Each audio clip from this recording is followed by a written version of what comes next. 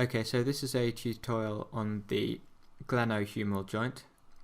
So the glenohumeral joint is, as the name suggests, is a joint between the head of the humerus and the glenoid cavity of the scapula.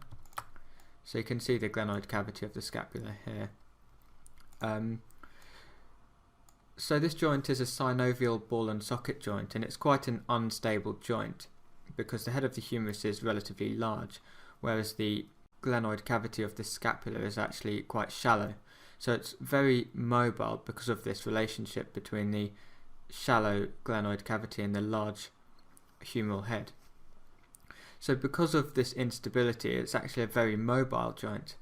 So at this joint we have several movements. We've got flexion and extension, we've got abduction and adduction, we've got internal rotation or medial rotation, and we've also got external rotation.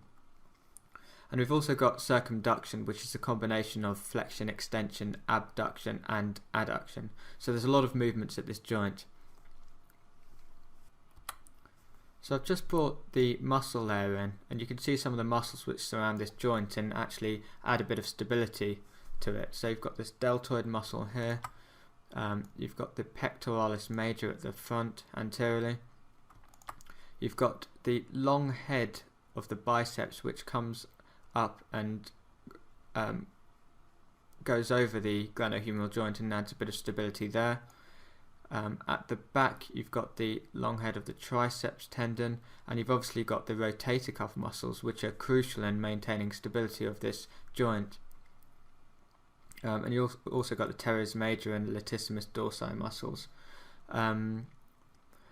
So apart from the muscles, you've got extracapsular ligaments which surround the joint, and you've got bony processes.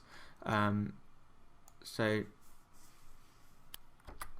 you've got the acromion process and you've got the coracoid process. So all these different things add stability to the glenohumeral joint. So we'll start off by taking a look at the glenoid cavity. So I'll just remove the humerus. So we're looking laterally now at the right shoulder. So I'll remove the humerus and we'll take a look at the glenoid cavity. So this is the glenoid cavity of the scapula.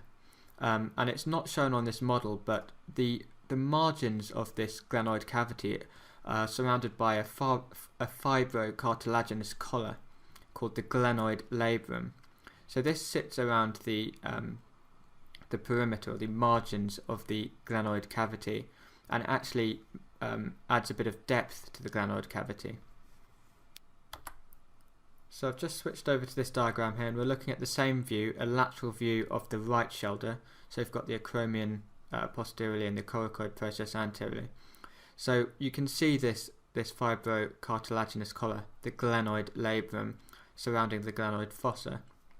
And you can see superiorly, this is the tendon of the long head of the biceps, and it's been cut. So this tendon is actually continuous with the glenoid labrum, and it runs over the glenohumeral joint and adds a bit of stability to it. So I've just switched back to the model and I've isolated the long head of the biceps muscle. So you can see this running up on the humerus in between the intertubercular sulcus, and it runs over the glenohumeral joint. And you can see it attaching to the supraglenoid tubercle.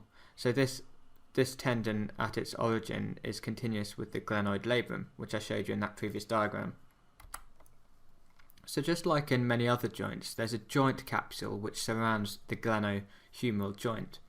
So the joint capsule consists of a fibrous and a synovial membrane.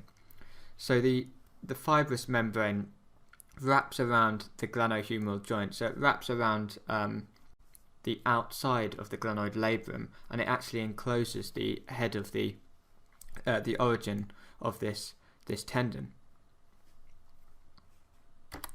So I've just switched back to a diagram. So so we've seen this diagram before. So the fibrous membrane of the joint capsule actually encloses the labrum and encloses the origin of the long head of the biceps tendon.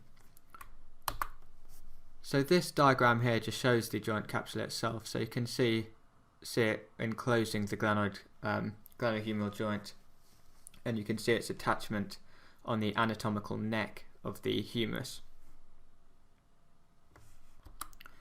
So lining the fibrous membrane, you've got the synovial membrane, and it's important to just mention the synovial membrane because the synovial membrane at various points actually protrudes through the fibrous membrane, and it forms bursae, which are sort of cushions of fluid lined by synovial membrane, which sort of act to reduce friction and to cushion the joint.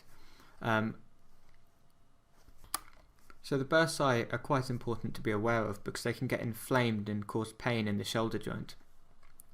So I'll just mention a few of these bursae quickly. So medially, the synovial membrane protrudes through the fibrous membrane, and it forms the subtendinous bursa of the subscapularis, or the subscapularis bursa.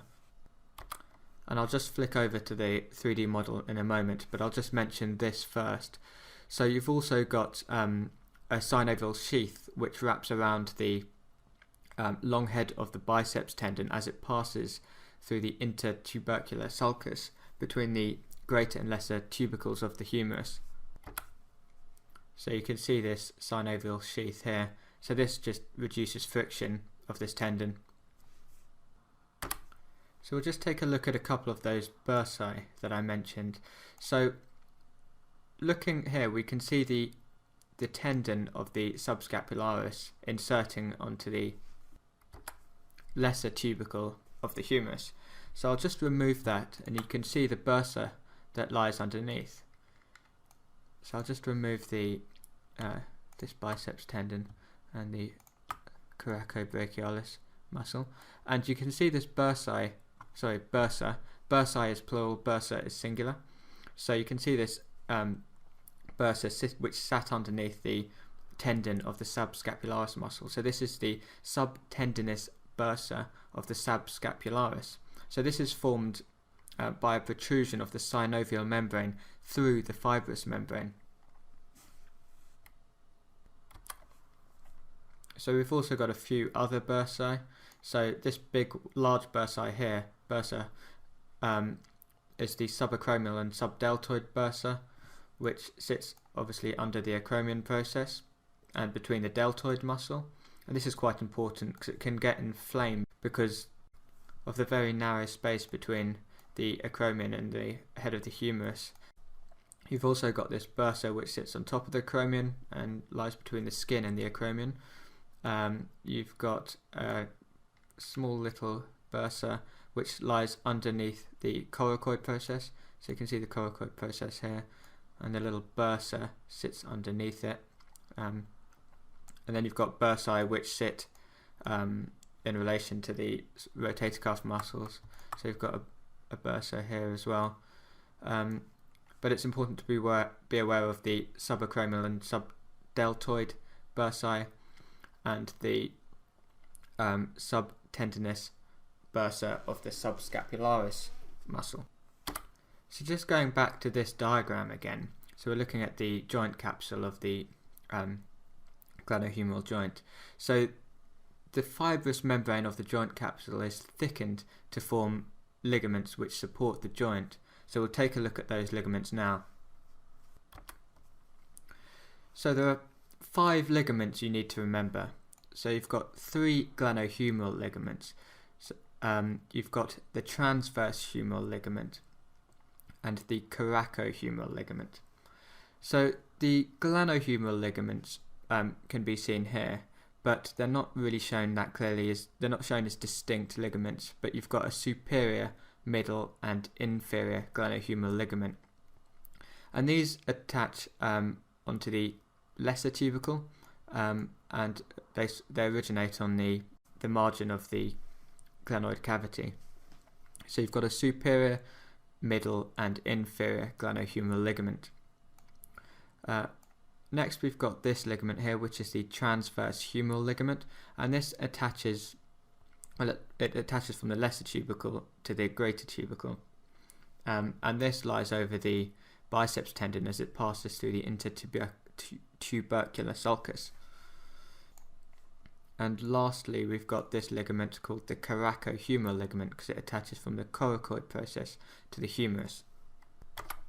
Okay, so that's the shoulder joint. So just remember the articulating surfaces. It's a joint, synovial ball and socket joint between the head of the humerus and the glenoid cavity of the scapula. There's a joint capsule which surrounds the joint.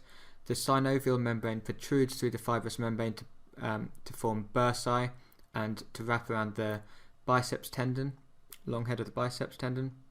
And you've got 5 ligaments. You've got the coracohumeral ligament, the transverse humeral ligament, and the 3 glenohumeral ligaments, superior, middle, and inferior.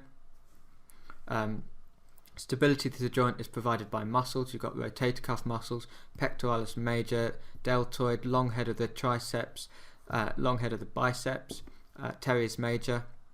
And you've got bony processes. You've got the acromion process, the coracoid process, and you've got extracapsular ligaments providing stability. You've got several movements. You've got flexion, extension, abduction, adduction, internal and external rotation, and circumduction. So quite a lot to learn there actually, but I'll make another tutorial which will cover the sort of movements at the shoulder joint and the muscles that produce these movements.